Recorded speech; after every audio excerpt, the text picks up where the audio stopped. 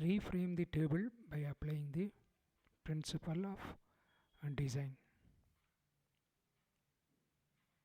So first problem, a completely randomized design experiment with 10 plots and 3 experiments have the following results. So they have given a table. Analyze the result for treatment effects. So we are going to reframe the table, given table. So applying principle of design, that is experimental design, right? So first treatments. So there are 3 treatments, A, B, C, right? That is experiment, 3 experiments, right? Treatments. So A, B, C, right? Then yield of plots, right? So number of blocks, 1, 2, 3, 4. So these blocks can be get from the given yields, right? First choose A. In the given data, plot number 1, treatment A and yield 5. Take that 5, right? That is the first block. Then again you come to next A. That is in the 4th plot you are having A 7. And come to next A, right? In the 7th plot you are having A 3. Then you plot number 9 you are having A again, so 1. So there are 4 blocks. So A is 4 times repeated. So that is why number of blocks is 1, 2, 3, 4. That is why we are choosing 4 blocks, right? Next B. First B 4. Second plot 4. Then 8th plot 4. Then 10th plot 7. Then there is no 4th one, so dash. Next you come to C. 3rd plot 3 and 5th plot 5 and 6th plot 1, and that's all, right? Dash. So next number of blocks, that is number of columns, Ci, right? So first case A have 4 columns, right? And B has 3 and C has 3, right? C1, C2, C3. The given data, total number of items. So total we are having 10. 4 plus 3 plus 3, 10. So number of treatments, 3 treatments. So R is equal to 3. Sometimes you just calculate the treatment instead of row, right? Ci, that is column. Number of columns you are taking the blocks, number of blocks, right? Here not equal number of blocks, right?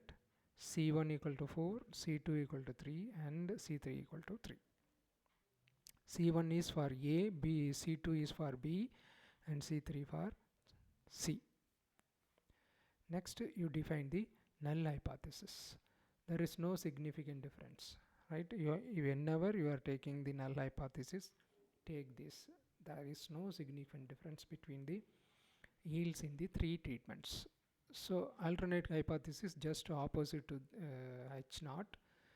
So H1 is there is significant difference among the average yields of in the 3 treatments. So now we are going to prepare table 1, calculation of ANOVA, analysis of variance. First you draw this table. First you write the treatment R is equal to 3. So A, B, C, there are treatments. Then you come to the yields. So number of blocks 1, 2, 3, 4. You write the outputs same as in the previous table. 5, 7, 3, 1, 4, 4, 7, dash 3, 5, 1, dash. Then you are going to row total. First row total, second row total, third row total. That is R1 first row total, R2 second row total, R3 third row total. So Ri. So R1 5 plus 7 plus 3 plus 1. So first row total, that is equal to 16. R2, that is equal to second row total, 4 plus 4 plus 7, which is equal to 15. And R3 is the third row total, 3 plus 5 plus 1, that is equal to 9. Now taking the grand total sum of R Ri's, right, summation Ri. So G is nothing but summation Ri. So 16 plus 15 plus 9. So that is equal to summation Ri is equal to 40. That is G, right, grand total. Next we are going to calculate Ri square divided by Ci, right. R1 square divided by C1, first one. R1 is, we know, 16, right. So R1 square 16 square by C1, we know 4 columns are there, right, 4 blocks. So 16 square by 4, right, that is equal to 64. Next R2 square by C2, 15 square by 3, 75. Next R3 square by 3 C3, that is equal to 9 square by 3, that is equal to 27.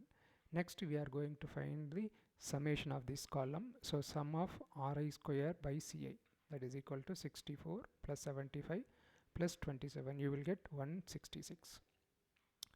Next, sum of squares. So sum of squares of each data. So data is given data, right. So A, B, C, that is given 1, 2, 3, 4 blocks. The datas are 5, 7, 3, 1, 4, 4, 7, 3, 5, 1. So sum of the squares. So these are all the xi's, right, xij, x11, x12, x, write that, right. So first x1 square, that is 5 square plus 7 square plus 3 square plus 1 square, right. That is sigma xij square, first row. That is why we are putting summation 1. Xij square, 5 square, 7 square plus 3 square plus 1 square, you will get 84. Similarly, come to second row, that is B. So xij square, 4 square plus 4 square, 7 square, that is 81. Then last one, third, sigma xi square equal to 3 square, 5 square plus 1 square, that is equal to 35. Add up all those things, you will get sum of square, right. Summation of summation xij square, right, double summation. So 84 plus 81 plus 35, which is equal to 200. So next we are going to find correction factor, short form CF. That formula is G square by N. So G we know 40, so 40 square by N we know number of items, that is 10. So that is equal to 160, right. These are all the basic calculation for analysis of variance, that is ANOVA, that is the table 1, right. Next we are going to find total sum of squares, TSS. Formula is sum of square minus CF, that is double summation xij square minus G square by N. So values are in the table. So SS is 200 and CF is 160. 200 minus 160, that is equal to 40. Next, sum of squares between the samples, that is why short form BSS, between the tables. So the formula is summation Ri square by Ci minus correction factor CF, right. So that is equal to, from the table, summation sigma Ri square by Ci is 166 minus CF 160, that is equal to 6. Next we are going to find summation of squares within sample, right, WSS, within sample, right. So that is equal to TSS. Already we have the value of TSS, that is 40. Then B minus BSS, between samples, that is, that value also we know, that is 6.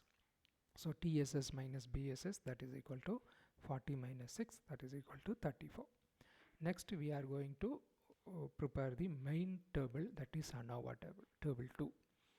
So draw the table, source of variation. There are two types of variation here. One is between the sample, another one is within the sample, right. Source of variation, that is the variation, right. Next, sum of squares. Between the square we know BSS, right, that is 6. We calculated in the previous one, right, previous steps, right. And within the sample WSS, sum of squares, which is equal to 34. Next we are going to find degrees of freedom, right? So first between sample degrees of freedom is V1, which is equal to R minus 1. R is 3 minus 1, that is equal to 2. Next within samples V2, that is equal to N minus R. So N is 10, R is 3, so that is equal to 7. Next we are going to find mean squares of between sample, mean squares of within sample. So first mean between the sample, M.B.S.S. So for that formula is B.S.S by V1. B.S.S we know 6 by 2, that is equal to 3. Next mean within samples, mean W.S.S, that is equal to formula W.S.S by V2. W.S.S is 34 by 7, that is equal to 4.86, right? Next we are going to find the F, that is ratio, F ratio, right? F ratio, that is FC means calculated value, right? Just for the notation we are putting, you just put F, there is no problem. FC calculated value, that is equal to MWSS by MBSS.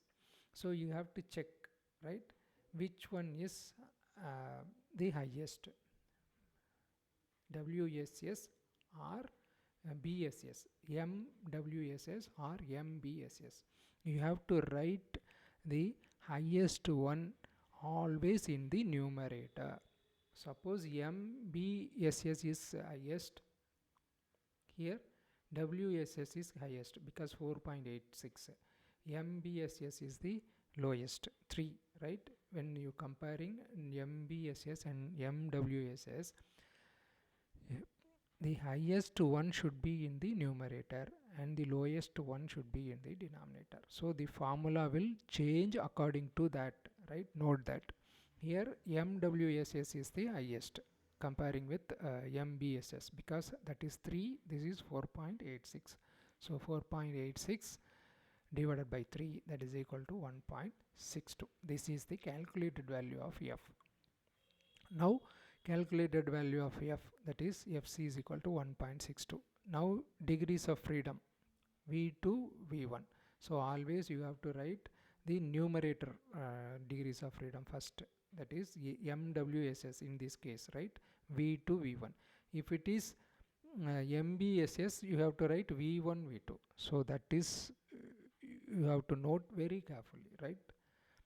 So the 7,2, right? Because MWSS is greater than MBSS. So now tabulated value of F is at 5% level of significance, LOS.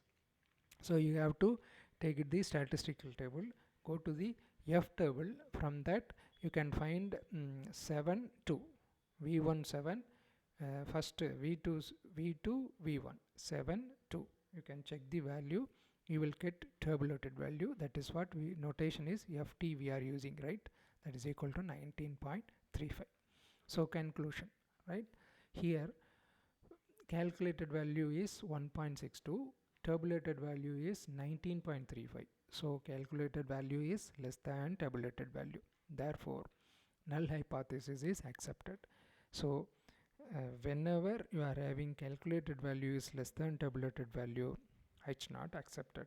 If it is not, that is your calculated value is more than the tabulated value, then you have to reject the H not, accept the H1, right? That is the conclusion. So therefore there is no significant difference among the yields in the 3 treatments, right? So average all are equal, right? Thanks.